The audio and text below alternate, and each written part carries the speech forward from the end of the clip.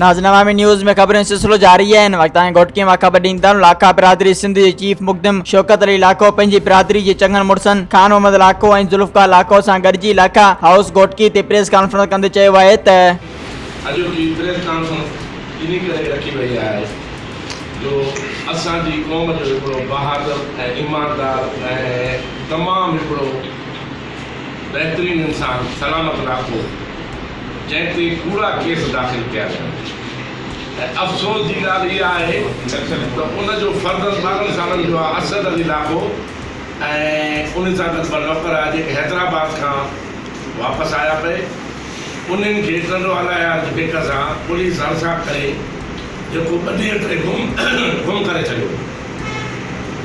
ऐं उन खां बाद में सलामत लाखो एडवोकेट आहे ऐं उनजो जेको बिरादर आहे उहो तालुका म्यूनिसिपल ऑफिसर बिल्कुलु ख़ासि आहे टीओमओ आहे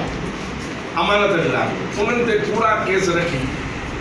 ऐं पुलिस ग़ुलाम कादिर मरी जी वांगार मांगे एसपीओ कोन्हे पंहिंजो उन्हनि ते कूड़ा केस दाख़िल कराया विया जेके शुरू खां वठी असल में छा आहे त उते हिकिड़ी प्लाटिंग थिए थी पई जंहिंमें सलामत भाउ जो 30% शेयर आहे जो स्टाम्प बि मां ॾिसी आयो ऐं ॾिसो आहे 30% हफ़ीज़ आराई आहे उनजो आहे हफ़ीज़ आराई जेको आहे उहो मरनि सां मिली करे उन प्लाटिंग ते कब्ज़ो करणु चाहे असां आला अख़्तियारनि खे IG Sindh RPO Hyderabad DIG पंहिंजो बिल्कुलु ख़ासि